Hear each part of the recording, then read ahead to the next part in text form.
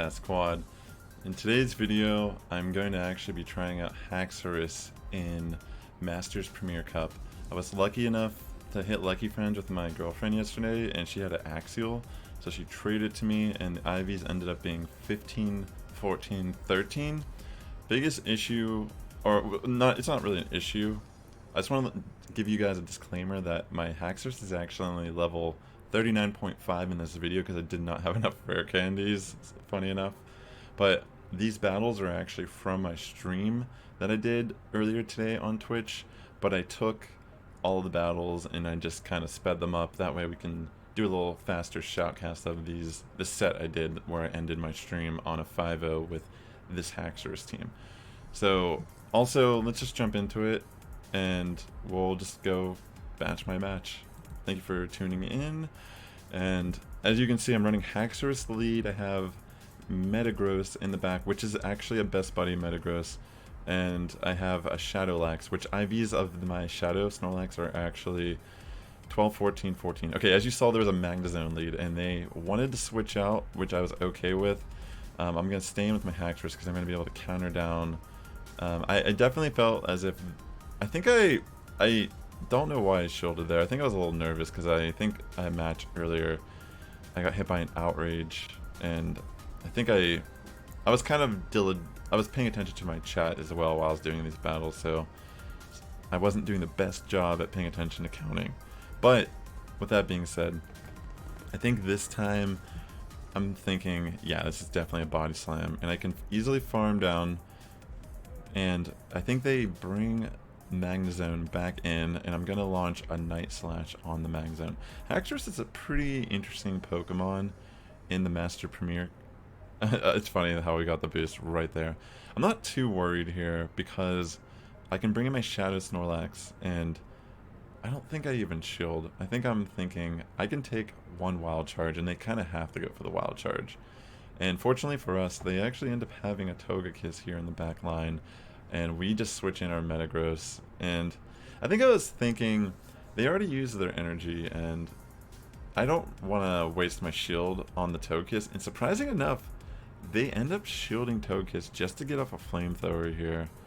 And obviously I'm going to shield, and they just end up quitting because there was no win condition for them there, which I don't blame them for doing. Totally understand. It took a while for us to adjust because I feel I'm kind of limited with my resources currently. I even blew most of my Stardust just to get Haxorus up here. It was mainly a candy issue why I couldn't get it that last half level. But we're going to stay in on the Machamp matchup, and I'm just going to go straight Dragon Claw.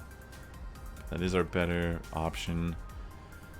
I think I decided to shield this even though I can take the Cross Chop, but I'm just going to shield it because I'm thinking this might be a decent scenario. And since they're at such low health, I opt out and decide to go for a Night Slash instead. And they do end up using a shield, and at this point I think I decide I want my Haxorus to have a little bit more health. And interesting enough, they make it switch to Togekiss, which I don't think was a good plan on their end. And obviously I'm just going to switch into Metagross, and sure, I can farm here and do more, but I was thinking that they definitely weren't going to shield, and interesting enough, they switch in their own Metagross, and I know I'm going to get to the Earthquake before they can, and I'm going to actually just launch an EQ, because if they tried to, like, they kind of have to shield there. I could have baited, but I didn't really feel like it would have benefited me. I decided not to even bother shielding because I mean, wait, I don't even have a shield here. What am I saying? I don't mean to bother shielding. It doesn't matter because I actually had Lax. And interesting enough, I just switched to Haxorus and knock it out with a Night Slash. Sorry, got a little caught up there. Yeah, this was an interesting match. They just quit after that switch to Haxorus. I feel like they were trying to get a little bit of energy, and they weren't expecting me to bring in the Haxorus like the way I did. Haxorus, very interesting Pokemon for sure. Got very lucky with my lucky trade, but anyways, we get a Garchomp lead, and one thing I was learning throughout this stream I did on Twitch was the Garchomp really can only beat you if it's Sand Tomb, and you fall for the Sand Tomb baits. And look at me living on the edge for 4% while I was streaming. But yeah, I'm hoping to make a good prediction here, and I was thinking they're gonna launch another Sand Tomb. I mean, honestly, it could have been outrage, but I thought, okay, I need to shield it regardless. So they do end up switching straight to their Togekiss, and I'm going to switch directly to my Metagross, and I guess I'm thinking I want a little bit of extra energy here for sure. And bam, we knock out Togekiss. They bring in Garchomp, and I think they Sand Tomb me? Yeah, they straight up just go for the Sand Tomb, and I'm able to, we actually CMP here, and I think they knocked me out with the Sand Tomb, which is really nice on their end. Fortunately though for me, I already had energy on Haxorus that I saved, so I launch a Dragon Claw to knock out Garchomp, and they have Snorlax here in the back line. I'm going to stay in for a second, use my energy, and I decide to switch to my Shadowlax because there's no way it can one-shot me, and it kind of puts pressure on my opponent to go for superpower. And I think they're actually in a lethal range at this point for my own superpower, so I just end up going for superpower, and I think we are able to actually just lick down at this point. And yeah, they throw a Skull Bash at me, but it doesn't matter, it's over. So they end up quitting the match before the Snorlax dies. This was actually a pretty crazy stream. I end up facing FB Sticks with my team, and I end up beating him. We were both streaming at the same time, so that was pretty hype. I usually stream a lot of my GBL from Monday through Thursday on my Twitch stream. That's kind of my tentative schedule. But I've actually faced a lot of the big names, just, you know, being in the ELO and such. I mean, we've also struggled a lot these past few days, but at the same time, it's an intentional trying to find something that's spicy and fun, not just, you know. I find Masters to be the most boring out of all the leagues personally. But it was fun using Haxorus. So we're in this very similar lead. We have the Garchomp going for the Sand Tombs. And this time, I'm thinking I'm being smart, and I'm like, he's just going to Sand Tomb me again. It feels like it. But he actually had the Outrage, and I was like, dang. So I was a little nervous because I thought it would pay off because the last match, you know, my opponent used Sand Tomb twice. But really smart on them. I mean, honestly, there's a 50% chance.